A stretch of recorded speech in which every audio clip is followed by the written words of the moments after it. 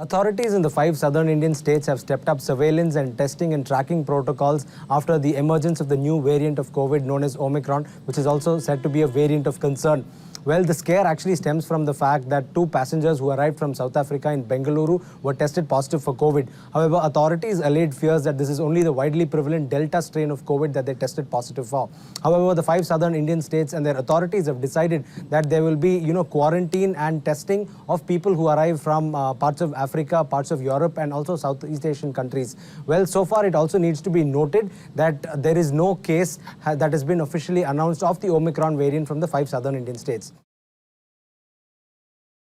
With the emergence of the new COVID variant, the Pakistani government has banned incoming flights from 7 countries. That includes Hong Kong and South Africa. Pakistanis residing in these countries are allowed to come back to Pakistan after special permission, that too until the 5th of December. This was stated by the Pakistani COVID monitoring body, the NCOC, and they say that they continue to monitor the situation, the evolving situation, very closely.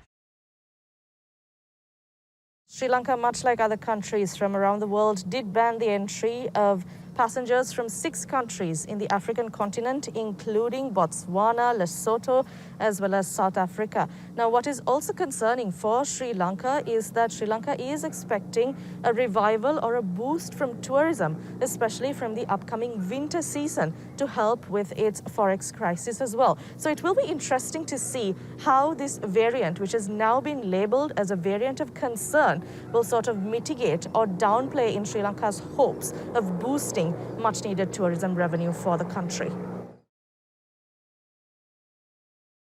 Several countries, including Germany, UK, have reported their first cases of Omicron variant.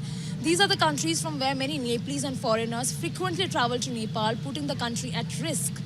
The variant has spread in South Africa, so the Nepal government has made a 7-day quarantine mandatory for all the people traveling from South Africa or via South Africa, and also no on-arrival visas will be given to the people coming from African countries.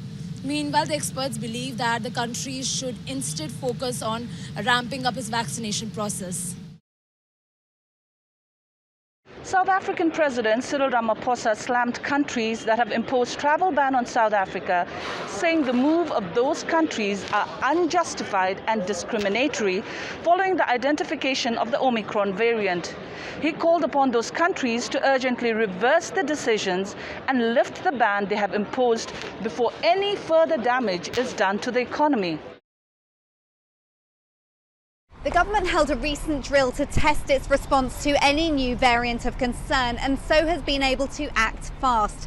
We're seeing a return of by now familiar, if unwelcome, restrictions like closing the doors to all tourists, corona hotels, quarantine, tracking Omicron cases and the Green Pass.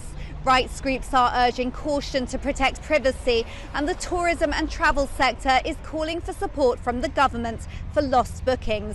The key message from the government is for people and children over 5 to get vaccinated to ensure an easing of restrictions as soon as possible.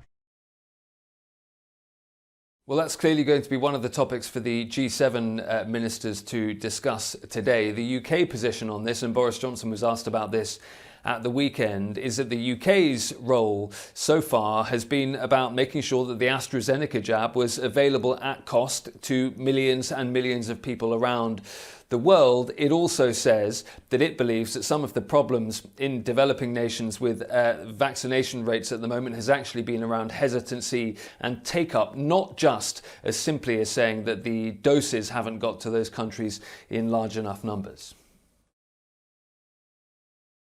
U.S. President Joe Biden is set to speak on Monday, urging all Americans to get vaccinated and those who have been vaccinated to get the booster shots in order to protect themselves from all variants of COVID-19. It would take at least 2 to 3 weeks to find out the effectiveness of the current vaccines on the market against this new variant of Omicron.